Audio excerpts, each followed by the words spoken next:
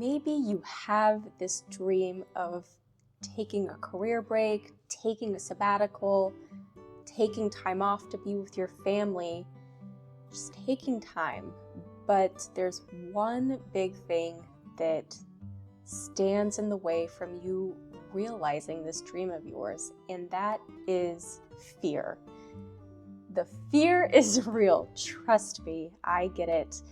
So in this video, I want to talk about the most common fears that prevent people from taking a career break and what you can do to overcome those fears, because I want all of you to live the life that you dream of. We only get limited time here, so let's dive in.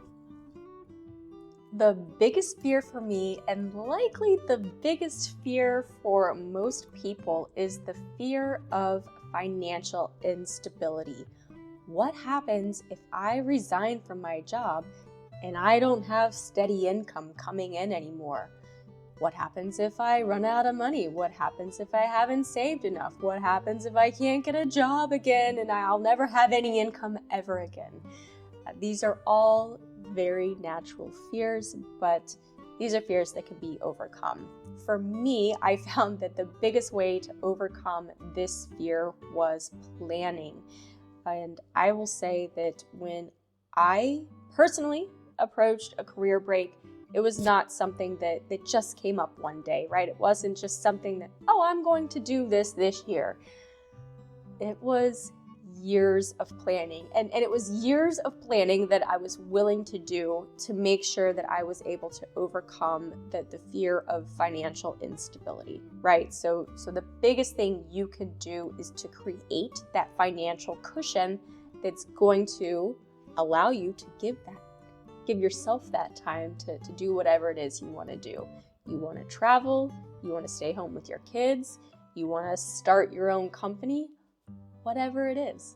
You want to meditate, whatever it is, there's got to be a cost associated with it, right? A cost of living. So the more that you plan for that and do research on that, the more that you can start saving and setting aside so that that is not your primary concern. I had a number in my head, and I'm not going to share it because it doesn't matter. It doesn't matter what my number is, but I want you to think about what your number is.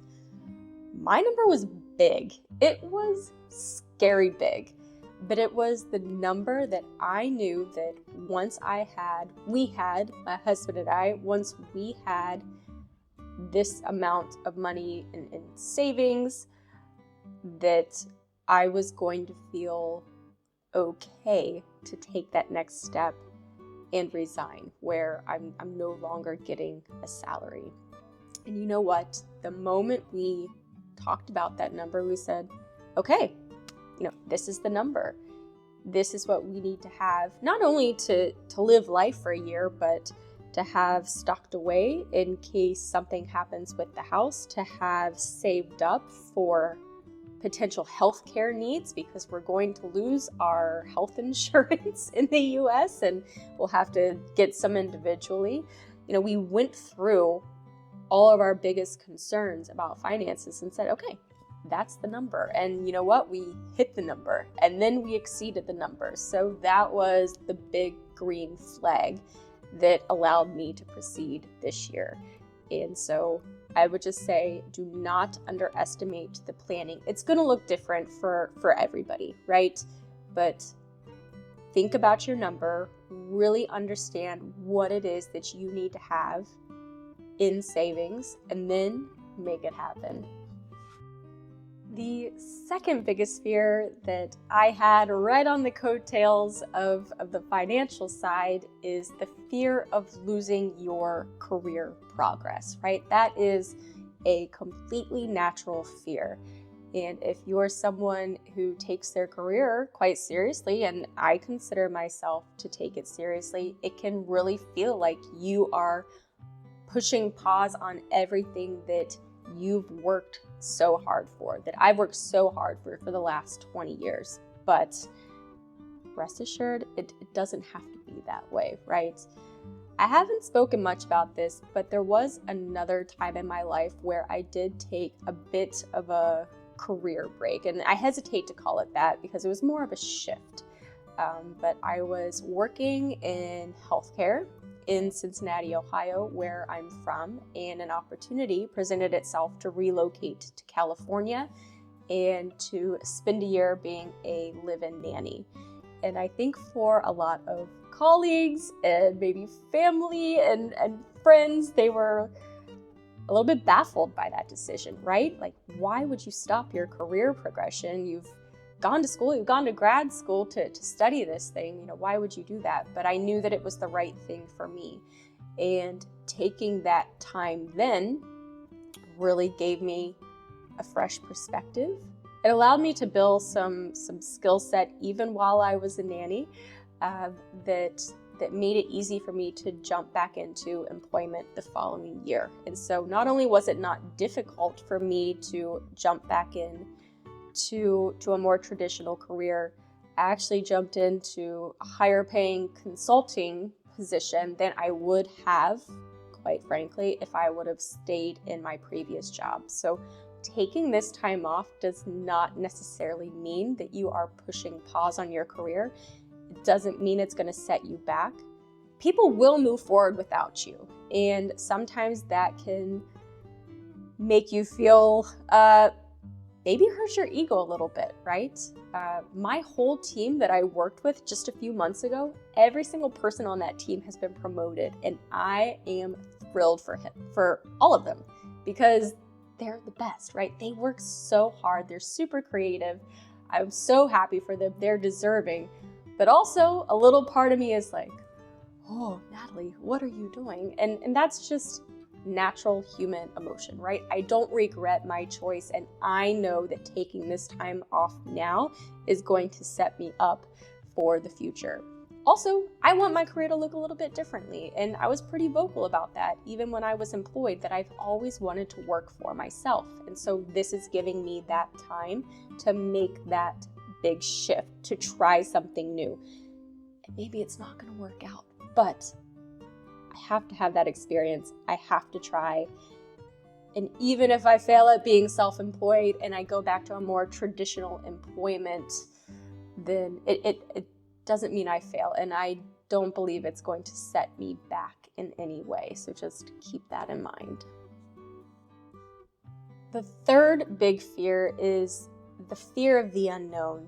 And candidly, this is a fear that I still live with, even though I am a quarter of the way through this career break. So the fear of the unknown can feel a little bit like, well, what happens when I take this time, and then what next? What am I going to do? Where am I going to be? Where am I going to live? There's just a lot of unknowns. And like I said, even now that I'm in it, that I'm in this career break, we're traveling and we have a little bit planned, but there's still a lot of unknowns. I don't know where we're going to be in 3 months. Not exactly. We're just going to see what happens.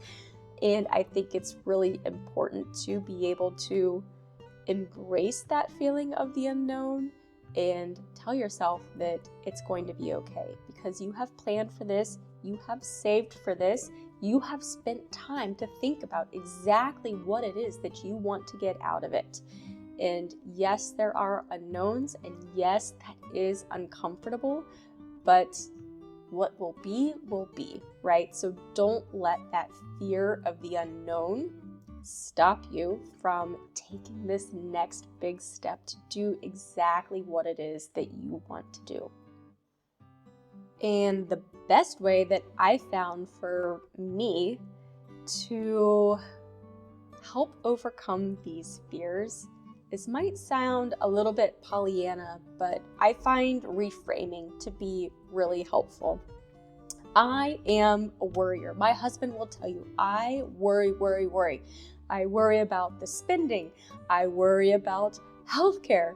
I worry about the fact that by taking this time off, by no longer being employed, we won't be able to buy a house for the next probably 3 to 4 years, right? That was a real thing that I had to consider. Now, we do have a home right now to come back to, so it's not so serious, but we've wanted to relocate for multiple years. It just hasn't worked out for us yet.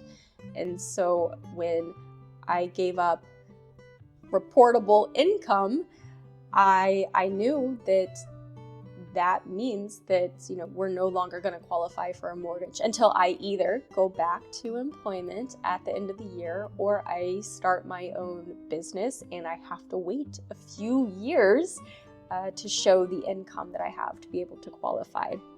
And so how would I reframe a fear like that, right? So my fear would be, I'm not going to be able to buy a house in 3 years or 4 years or 5 years. I don't know. It depends how long, I guess, I'm taking a break. So instead of letting those fears get to me, I reframe and say, I have a home to go back to. It is safe. It might not be the dream home or the place that, I want to be forever, but it is something that I have available to me. Reframing could also look a little bit like, I'm not going to be able to buy a home where I live in the next 3 to 4 years, but maybe while I'm traveling for the next year, I find some amazing place that I never knew about. And now I know that I want to invest whenever the time is right in that location, right? So there's ways to think through your fears, think through what's the worst possible things that could happen, and then reframe, right? Another thing that you can do is kind of ask, well, so what? Can I do anything about this fear? No. Okay. Then let the fear go. Can I do anything about this fear? Yes. Okay. What can you do to overcome that fear? Then let's implement action steps to overcome. So hopefully you find this helpful. It can be very scary to take the leap into a career break, but it is entirely worth it. And you should not let those fears dictate your reality, right? You have this one beautiful life, and I want you all to go out there and live it. So what fears do you have about a career break? Let's talk about it in the comments below. If you're thinking about taking a career break, what worries you? If you have taken a career break, what fears did you have and how did you overcome? Did it work out for you? Let us know.